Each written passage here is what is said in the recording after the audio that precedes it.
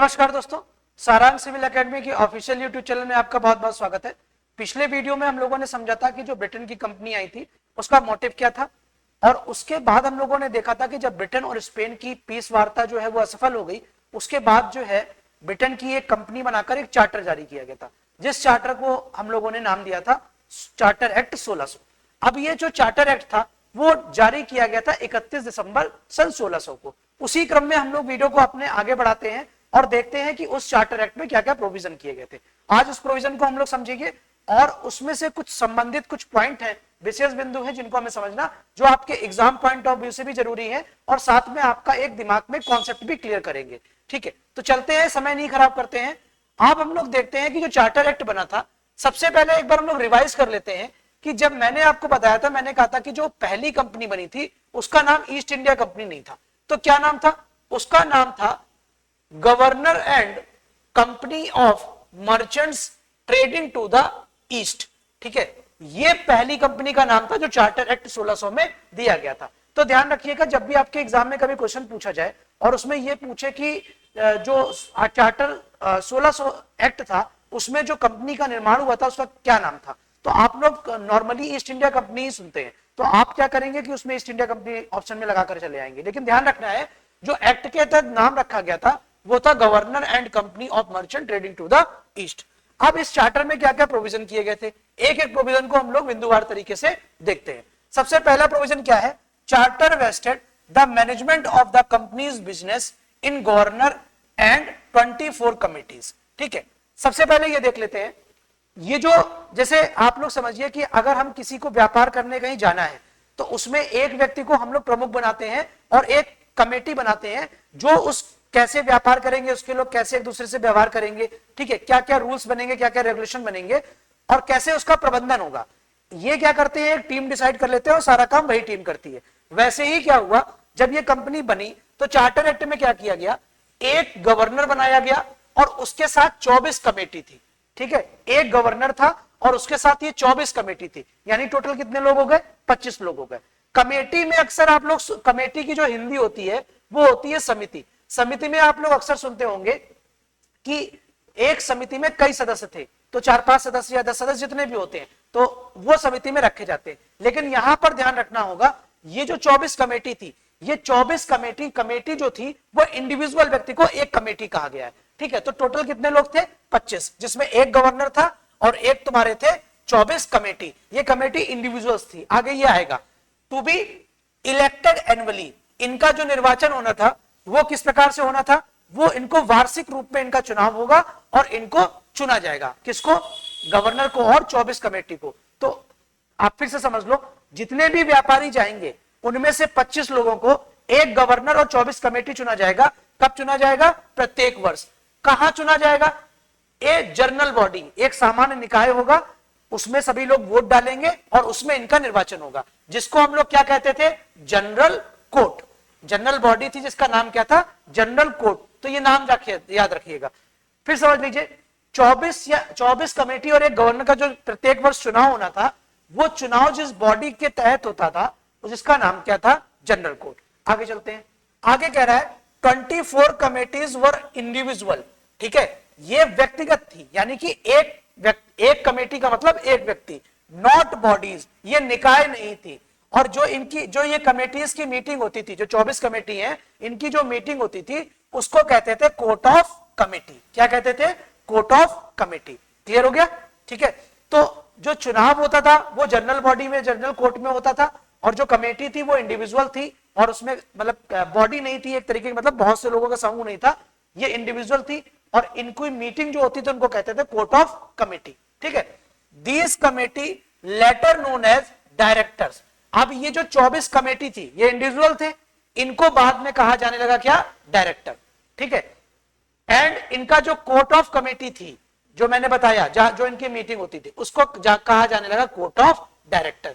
ये शब्द आप इतिहास में बहुत बार सुनते हैं, कोर्ट ऑफ डायरेक्टर की संख्या इतनी कर दी गई, फिर इतनी बढ़ा दी गई, इतनी कम कर दी गई। तो ये जो कोर्ट ऑफ डायरेक्टर निकल के आ रहा है वो वही कोर्ट ऑफ डायरेक्टर है जो पहले कोर्ट ऑफ कमेटी था। इसका नाम बदलकर बाद में कोर्ट ऑफ डायरेक्टर कर देते हैं। क्यों? क्योंकि कमेटी का नाम बदल के बाद में क्या कर दिया था? डायरेक्टर। ठीक है, अगला देख लेते हैं। Company was constituted as regulated committee developed out of the medieval trade guild. ठीक है, तो हमारा जो मध्यकालीन भारत था उसमें गाइड होती थी। ठीक है, अभी समझाते हैं गाइड क्या होती थी। तो उसी की तरीके से इसको एक रेगुलेटेड कमेटी बनाया गया। तो अगर हम गाइड का कॉन्सेप्ट समझ लेते हैं तो हमें रेगुलेटेड कमेटी समझ में आ जाएगा। गाइड का कॉन्सेप्ट बेटा क्या होता है कि मान लेते हैं कि 10 लोग हैं, वो एक ही तरीके का कोई व्यापार कर रहे हैं सोने का। ठीक है, तो वो अपना एक संगठन बना लेंगे, एक ग्रुप बना लेंगे, जैसे आपने सुना होगा व्यापार मंडल। ठीक है, तो उसमें आप समझिए इसको ऐसे कि जैसे एक शहर में कई सोने के व्यापारी हैं तो उनका एक व्यापार मंडल होता है सोने से रिलेटेड। अब एक शहर में कई गेस्ट हाउस हैं तो उनका क्या होता है, गेस्ट हाउस की एक पूरी कमेटी होती है। तो क्या होता है कि उसमें एक मतलब अध्यक्ष को चुना जाता है और एक महामंत्री को चुना जाता है और सभी लोग मिलकर एक निर्णय लेते हैं। क्या निर्णय लेते हैं कि जो भी हम लोग अपना व्यापार करेंगे, इस व्यापार से संबंधित जिस व्यापार की वो गाइड है उसके कुछ रूल्स रेगुलेशन होंगे जो सबको फॉलो करने पड़ेंगे। क्लियर हो गया?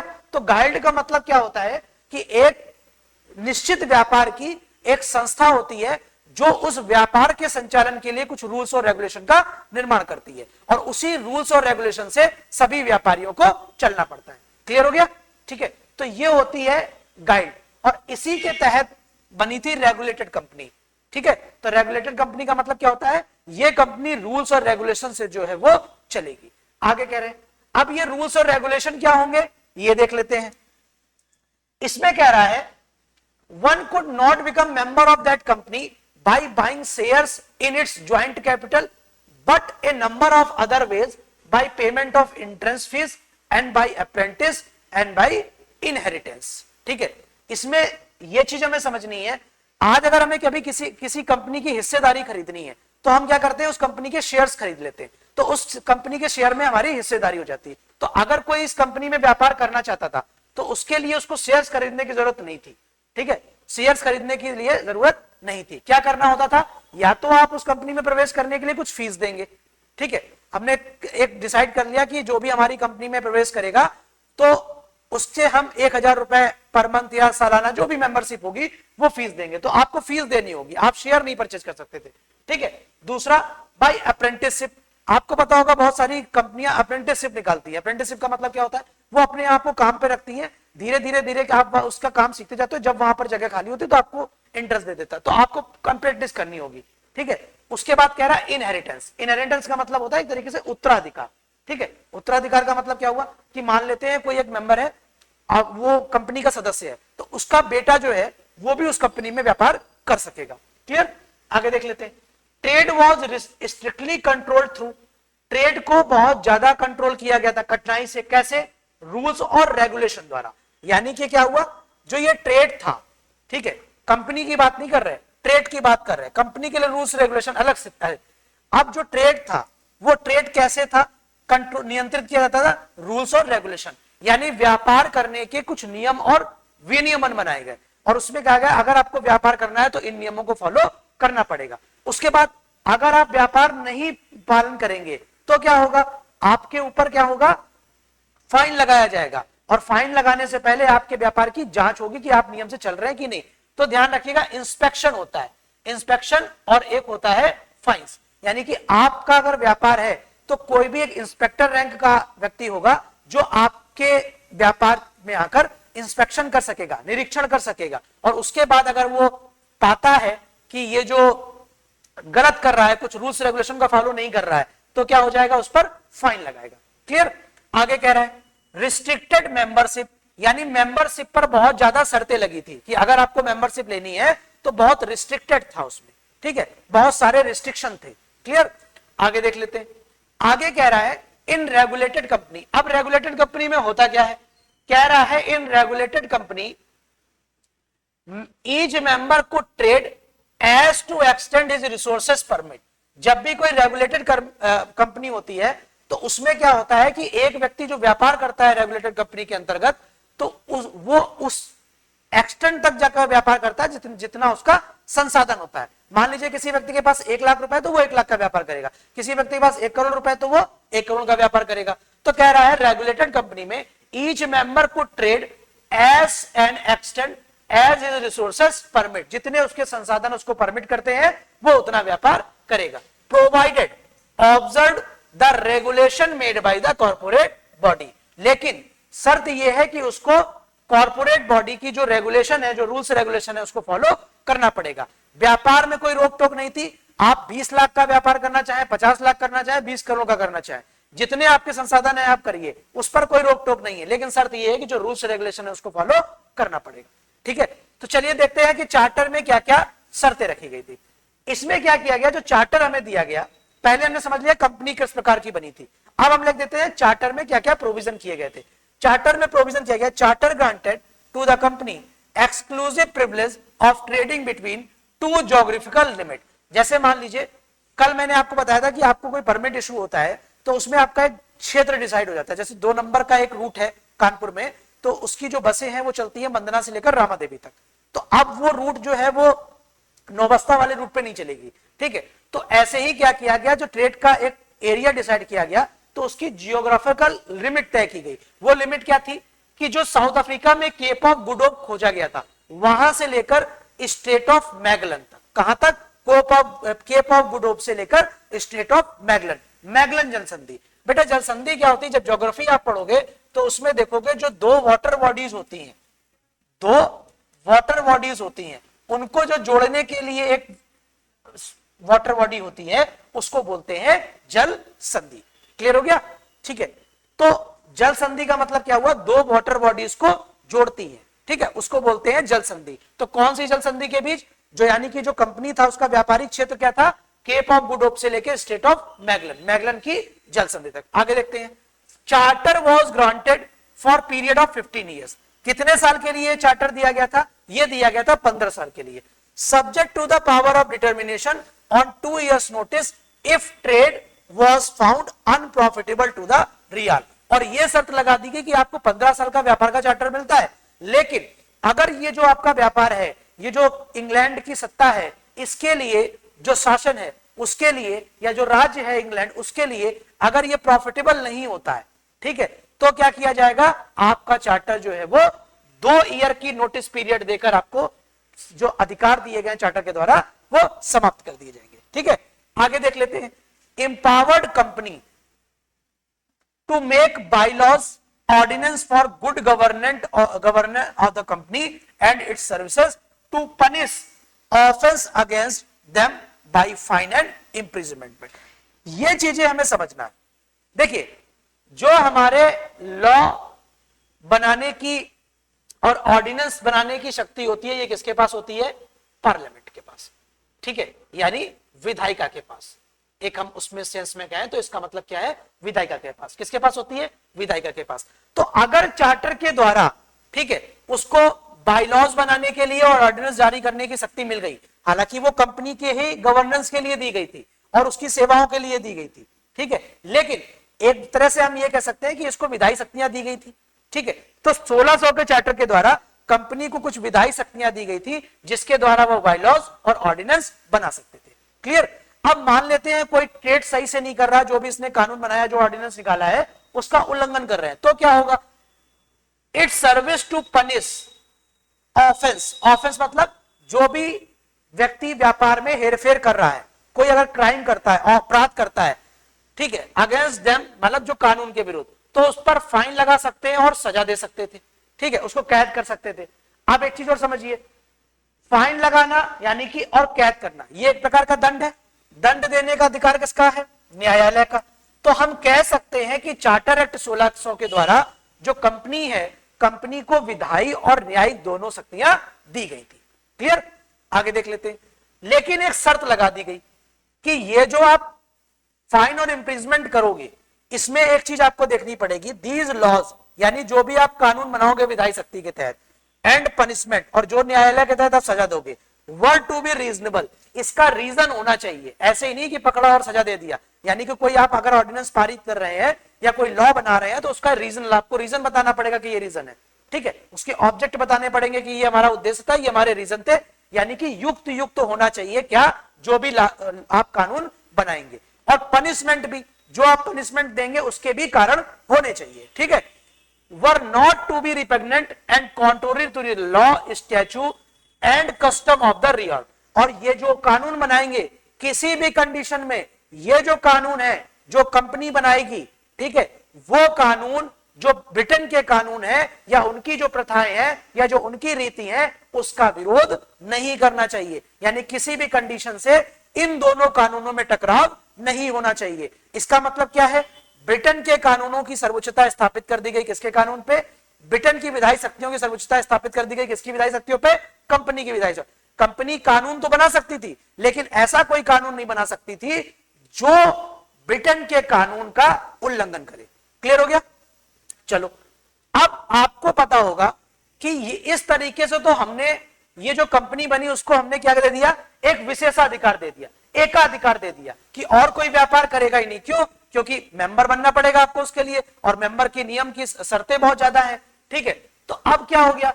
ये कह रहा है ग्रेट ग्रांट मोनोपोली, इस चार्टर के तहत जो एकाधिकार दिया गया था किसको? Contrary to the freedom of trade, ये व्यापार की जो स्वतंत्रता है उसके विरुद्ध है। ठीक है, व्यापार की स्वतंत्रता मतलब कोई भी अगर क्षेत्र है तो उसमें कोई भी व्यापार कर सकता है, लेकिन अगर इसको मोनोपोली दी गई इस क्षेत्र में केवल यही व्यापार करेगा तो ये फ्रीडम ऑफ ट्रेड के विरुद्ध है। बट इन दैट सर्कमस्टेंसेस, इसका मतलब क्या? जो उस समय परिस्थितियां थी, maritime trade to distant countries was hazardous, sea route infested with pirates and that time international and law and diplomacy were undeveloped। लेकिन ये जो मोनोपोली दी गई थी इसका कारण यह था कि पहले बहुत दूर तक हमें व्यापार करने जाना पड़ता था, तो उसमें कई समुद्री लुटेरे भी होते थे और कई सारे ऐसी भी चीजें होती थी जो दूसरे के सिप आ गई उसने अटैक कर लिया, तो हमें नियम कानून अपने यहां चाहिए होते थे, कानून चाहिए होते थे, सजा देने का प्रावधान चाहिए रहता, यानी न्यायिक और विधायिक शक्तियां दोनों चाहिए रहती थी, इसलिए उसको मोनोपोली दी गई थी। क्लियर? अब यहां पर देख लेते हैं 1609 में क्या होता है। आप लोगों को पता था कि ये चार्टर कब दिया गया था? 1600 में।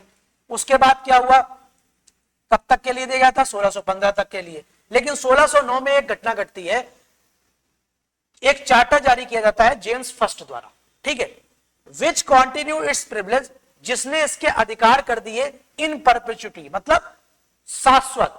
तो कोई टाइमलाइन नहीं लगाई, लेकिन इसमें एक शर्त लगा दी। क्या शर्त लगा दी? They could be withdrawn after 3 years notice.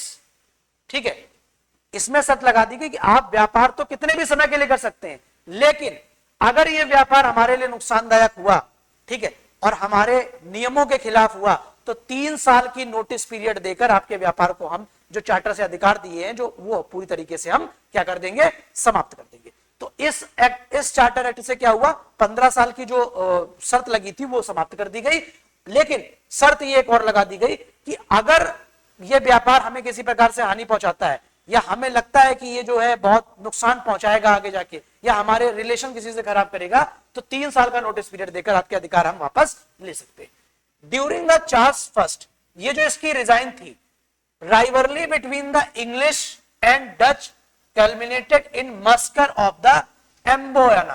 एम्बोयना का मतलब, ये एम्बोयना की घटना कब हुई थी? 1623 में। इंडोनेशिया का एक आइलैंड था, तो आप लोगों को पता है कि ये जो व्यापार करे, डच पहले निकल गए थे, अंग्रेज बाद में पहुंचे थे, तो इंडोनेशिया के जो व्यापार होता था उसमें क्या होता है कि इंग्लिश जो कंपनी है उसका एक जो वहां पर फैक्ट्री उन्होंने स्थापित करी थी उसका हेड होता है।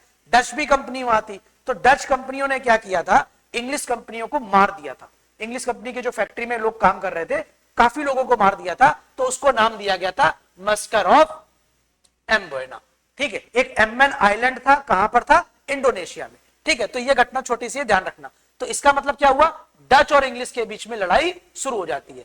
चार्ल्स डिड नॉट नथिंग, लेकिन जो राजा थे वहां के, जेम्स प्रथम, ठीक है, नहीं, चार्ल्स इनके बेटे थे, ठीक है, चार्ल्स ने क्या किया? जेम्स प्रथम के बेटे आ गए थे चार्ल्स ने कुछ भी नहीं किया। इसका मतलब क्या हुआ कि तुम्हारे देश के लोगों को कोई मार भी देता है किसी दूसरी कंट्री में और आप कुछ भी नहीं करते हो। Instead he granted licence to an association headed by William Courten. इसके अलावा क्या करता है? कंपनी के लोगों को मार दिया, तो उसके राजा चार्ल्स प्रथम ने कुछ भी नहीं किया। फिर भी एक उसने और बदतमीजी करी। क्या बदतमीजी करी? कंपनी व्यापार कर रही थी, उसके विरोध में जाकर एक एसोसिएशन को जाकर लाइसेंस दे दिया कि तुम भी जाकर व्यापार करो। तो अभी तक एक कर रही थी, अब कितनी हो गई? 2। ठीक है, और इस एसोसिएशन के प्रमुख कौन थे? Sir William curtain. ठीक है, ये इससे काफी कंपनी को निराशा हुई। ठीक है, जो कंपनी पहले बनी थी उसको काफी निराशा हुई। अब क्या हुआ, grievances of the company at last remedied by the Oliver Cromwell. एक व्यक्ति आता है ओलिवर क्राउनवेल, वो क्या करता है, कंपनी के जो पीड़ा थी, जो उसके दुख थे, उसको दूर करता है। क्या करता है, ही कैरीड वॉर अगेंस्ट डच, ठीक है, डच के विरुद्ध युद्ध छेड़ता है। यहीं से एंग्लो डच युद्ध का प्रारंभ होता है। हालांकि ये हम लोग डिटेल में भी पढ़ेंगे, लेकिन यहां पर केवल हमें जो है चार्टर एक्ट के उसमें प्रोविजन से समझना है, ठीक है। उसके बाद एक ट्रीटी होती है, ट्रीटी ऑफ वेस्टमिनिस्टर। कब होती है, 1654 में, जिसके से यह युद्ध जो है वो समाप्त हो जाता है। और जो एम्बेना मस्कायर हुआ था, उसके एवज में ये कुछ उससे कंपनसेशन भी मांगता है, मुआवजा भी मांगता है। और जो आपका कॉन्स्टिट्यूशन होता है कंपनी का संविधान था पहली कंपनी का, उसमें भी महत्वपूर्ण परिवर्तन करता है। क्या परिवर्तन करता है वो हम लोग देख लेते हैं, ठीक है। ये भी चार्टर एक्ट में और भी पार्ट आने हैं, ठीक है। 1612 तक company had traded on the system of separate voyages under which a group of members contributed to the capital of each voyage and took back their capital with profit as soon as voyage completed। इसका मतलब क्या हुआ, यह कहा गया कि एक जहाज जा रहा है व्यापार करने, जितने लोगों को पैसा देना है दे दो, सामान मंगाना है दे दो, सामान लेने जाना है चले जाओ। वो सब लोग गए, सामान लेके भारत से आ गए। उसके बाद उन्होंने मान लो 10,000 रुपए लगाया, दूसरे ने 20,000 लगाया, तीसरे ने 30,000 रुपए लगाया, ठीक है। सब लोग चले गए, ठीक है, यात्रा हो गई, व्यापार करके आ भी गए।